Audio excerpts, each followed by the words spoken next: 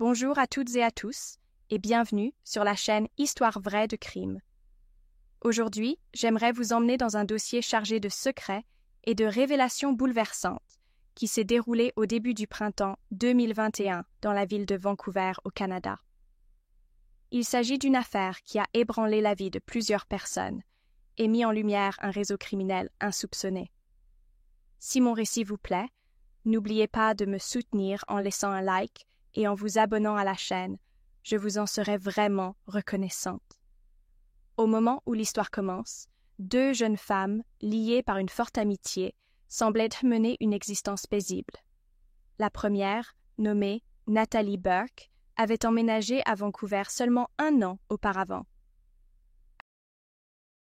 Âgée de 30 ans, elle travaillait comme spécialiste du marketing et se distinguait par une énergie contagieuse, un sourire bienveillant et de longs cheveux bruns tombant sur ses épaules.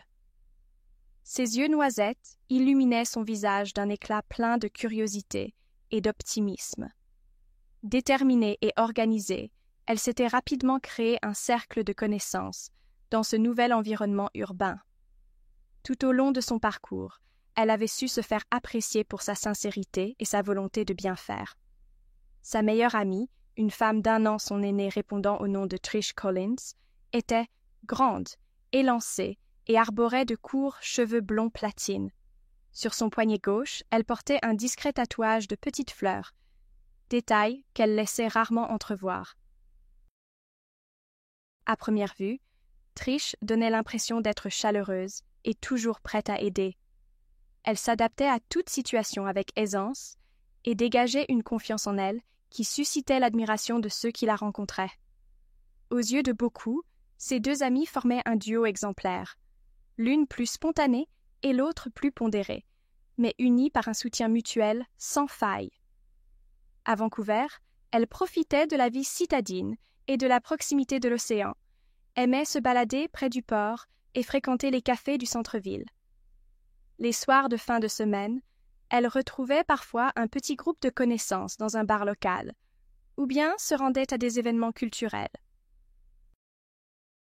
Nathalie, passionnée par la musique, assistait souvent à des concerts dans des salles branchées, tandis que Trish préférait les galeries d'art et les expositions plus intimistes. Aux yeux du voisinage et des amis, tout semblait simple et honnête dans la relation qu'entretenaient ces deux femmes. Le passé de Trish n'éveillait aucun soupçon, et rien ne laissait présager que, derrière son sourire, elle cachait un lourd secret. La victime autour de laquelle l'enquête allait se cristalliser était un homme retrouvé sans vie dans la région de Toronto, quelques semaines plus tôt. Mais la nouvelle de ce meurtre n'était arrivée à Vancouver qu'au compte-gouttes, se perdant dans le flot constant des informations. Aucun lien direct n'était encore établi avec Trish ou Nathalie, et pour cause, la police torontoise manquait de pistes solides. L'homme décédé avait été retrouvé dans un nightclub de Toronto, après une altercation violente.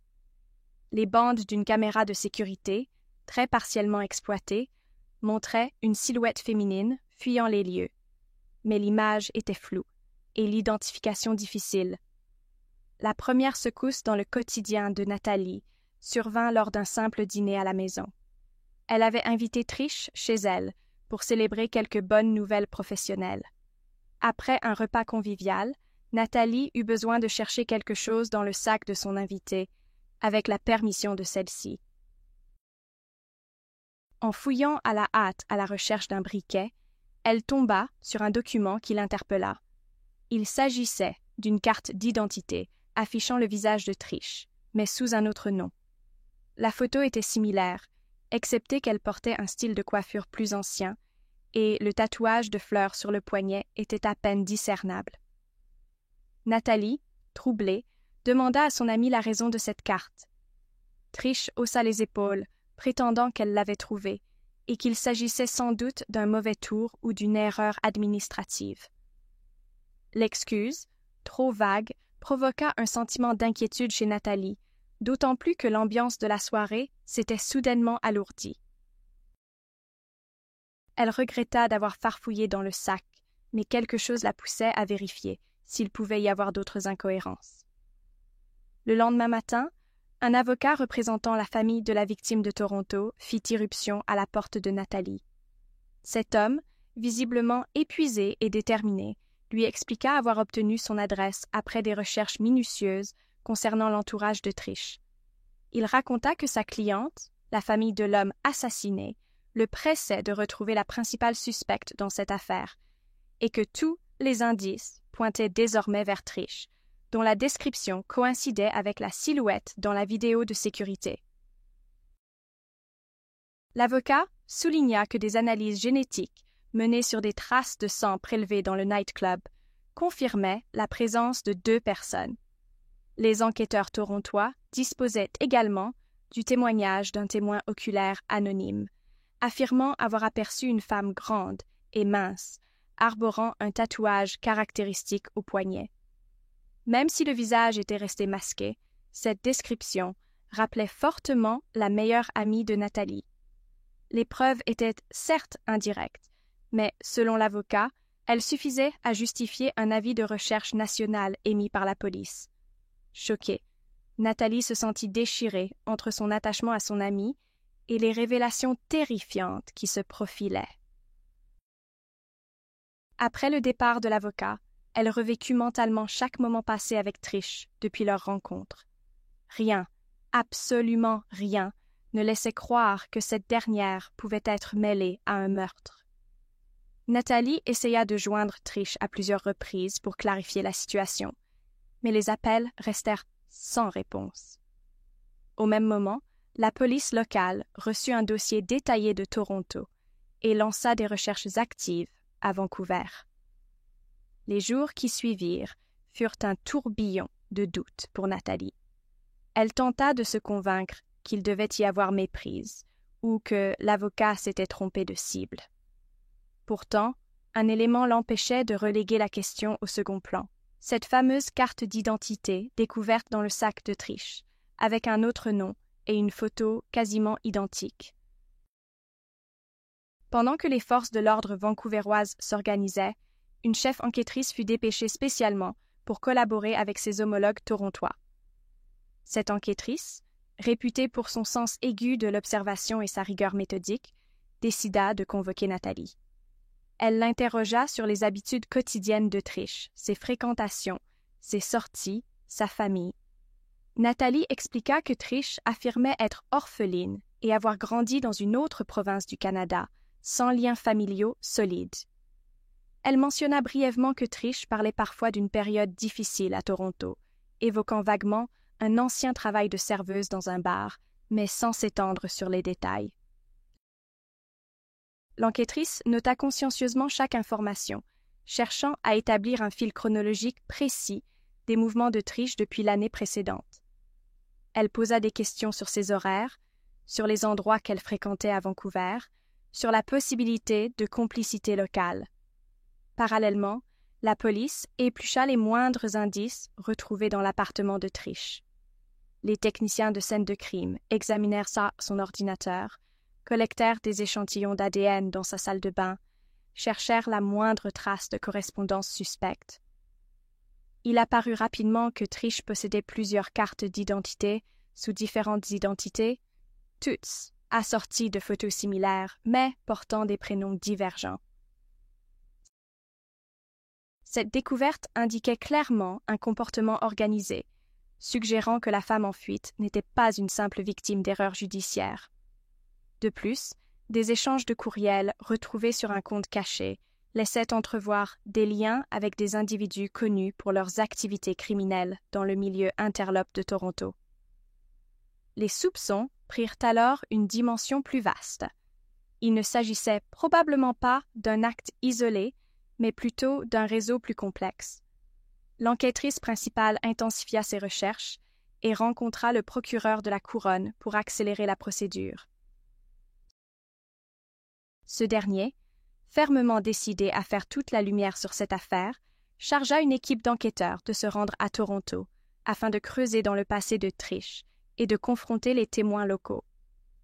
Durant cette mission, ils découvrirent qu'un agent de sécurité d'un nightclub se souvenait d'une dispute violente entre un jeune homme et une femme blonde portant un petit tatouage floral. Ce témoignage, recoupé avec la vidéo floue et les échantillons sanguins, formait un tableau accablant.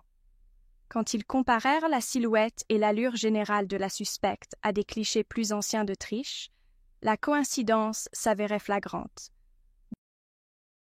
De plus, un policier torontois révéla que la suspecte était déjà apparue dans des dossiers passés liés à des incidents de violence, même si aucune condamnation n'avait abouti. Tout indiquait qu'elle s'était depuis évaporée dans la nature. À mesure que l'enquête progressait, un dossier secondaire explosa au grand jour.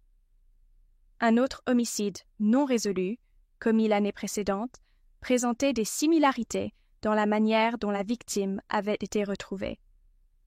Les services forensiques émirent l'hypothèse que Trish aurait pu opérer comme tueuse à gages sous la direction d'un individu influent issu du crime organisé. Les enquêteurs examinèrent scrupuleusement toutes les transactions financières et communications électroniques susceptibles de lier Trish à des commanditaires. Peu à peu, se dessinaient des connexions inattendues entre la suspecte et certains entrepreneurs véreux. Les indices amassés laissaient supposer qu'elle avait quitté Toronto dans la précipitation, pour se réfugier dans l'anonymat relatif de Vancouver, où elle prétendait vivre une vie paisible. Pendant ce temps, Nathalie se sentait prise dans un étau émotionnel. Elle ne dormait presque plus, obsédée par les mêmes questions. Comment sa meilleure amie, son pilier depuis plusieurs années, pouvait-elle être mêlée à de tels actes? Avait-elle pu se fourvoyer totalement sur la nature de Trish? Le choc l'empêchait parfois de se concentrer sur son travail, et elle fut mise au repos, forcée par son employeur, qui la jugeait trop perturbée pour continuer à tenir ses responsabilités. Certains collègues de Nathalie lui témoignaient leur soutien, tandis que d'autres la regardaient avec méfiance, craignant un possible lien de complicité. Elle s'enfermait dans son appartement, tentant de gérer les appels incessants de la police et les interrogations de l'avocat qui la recontactait pour obtenir des précisions. Plus elle discutait avec lui, plus elle découvrait à quel point Trish était placée au centre d'un véritable faisceau de soupçons. Alors que la pression s'intensifiait, Trish finit par réapparaître, essayant de faire croire qu'elle n'était coupable de rien. Elle sollicita Nathalie par un bref message, lui demandant de la rencontrer dans un parc calme de la ville. Nathalie, partagée entre la peur et l'espoir de clarifier la situation, accepta la rencontre. Lorsqu'elles se retrouvèrent, Trish afficha une attitude nerveuse. Elle prétendit être tombée dans un piège, accusant des individus haut placés d'avoir manipulé des preuves pour la faire accuser à tort. Nathalie sentit néanmoins que Trish était différente. Son regard fuyant, ses mains tremblantes et ses explications confuses ne firent qu'alimenter sa perplexité. Au cours de leur échange, Trish sembla sonder Nathalie pour savoir si elle avait été en contact avec la police, ce à quoi la jeune marketeuse répondit évasivement, trop effrayée pour donner une réponse directe. Le lendemain, les agents chargés de surveiller Nathalie furent alertés d'un mouvement suspect. Trish venait d'acheter un billet de bus pour se rendre près de la frontière américaine. Les enquêteurs se préparèrent à intervenir discrètement afin d'éviter qu'elle ne s'échappe. Ils la localisèrent peu après qu'elle eut quitté le parc de stationnement où le bus faisait une halte. La fuite avait été soigneusement planifiée, mais pas assez pour échapper à la vigilance des forces de l'ordre. Trish fut interceptée au moment où elle tentait de passer une zone de contrôle secondaire. Lors de son interpellation, elle opposa une résistance farouche, hurlant son innocence et prétendant être victime d'un complot. Les policières présentes, formées à la maîtrise de suspects violents, durent faire preuve de fermeté pour la menotter et l'emmener au poste central de Vancouver. Une fois en garde à vue, elle fut transférée à Toronto, où l'attendait déjà une cellule spécialement sécurisée, compte tenu de la gravité des charges pesant sur elle. Pendant l'interrogatoire officiel, mené par une équipe conjointe de la police torontoise et de Vancouver, Trish refusa d'abord de répondre à la moindre question. Finalement, devant l'accumulation de preuves, elle céda. D'après ce qui ressortit de ses premiers aveux, l'affaire du nightclub n'aurait été que l'aboutissement d'un travail commandité par un puissant individu du milieu criminel, qui aurait payé Trish pour exécuter des contrats sur plusieurs personnes jugées gênantes.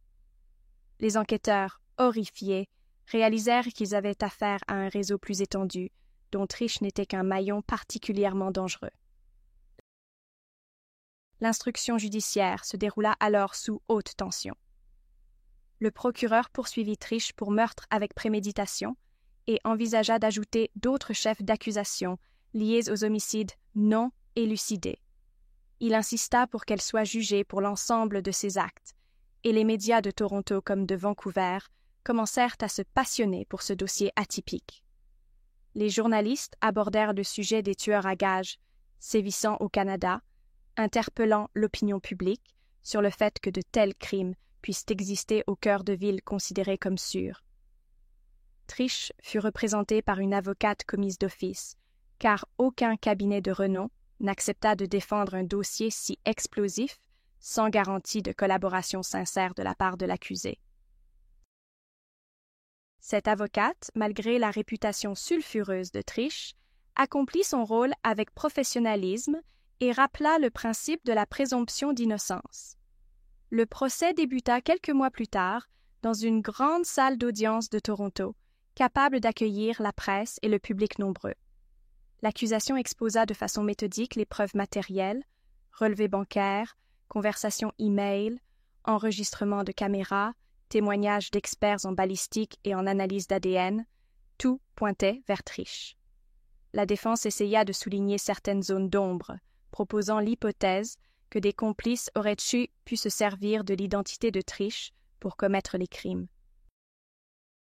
Pourtant, la partie civile, représentée par l'avocat initialement venu frapper à la porte de Nathalie, présenta une reconstitution minutieuse du meurtre dans le nightclub torontois et des faits entourant les autres homicides suspectés.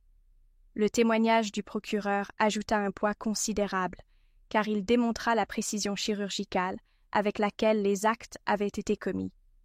Les jurés, visiblement secoués, durent entendre les récits glaçants de témoins cités à la barre, faisant état de menaces que Trish aurait proférées dans des cercles criminels. Nathalie fut également appelée à déposer. Dans un récit teinté d'émotion, elle expliqua comment, de bonne foi, elle avait ignoré le passé de son amie. Les jurés purent mesurer la naïveté bouleversée de cette femme qui s'était sentie trahie. Son témoignage mit en évidence la double vie que Trish avait construite depuis des mois, peut-être même des années. Les procureurs s'appuyèrent sur ces contradictions pour souligner la détermination de l'accusé à rester dans l'ombre et à duper tout le monde, y compris ses proches. Après plusieurs jours d'un procès haletant, où chaque nouvelle preuve semblait enfoncer un clou supplémentaire dans le cercueil de la défense, le jury rendit son verdict. Trish Collins fut déclarée coupable de meurtre au premier degré et de complicité dans d'autres homicides. La sentence qui s'ensuivit fut exemplaire, la perpétuité, avec une période incompressible de réclusion. La juge expliqua que la société ne pouvait tolérer de tels actes, d'autant plus qu'un réseau plus vaste était en cause. Des enquêtes complémentaires furent promises pour démanteler la ramification criminelle qui avait pu employer Trish.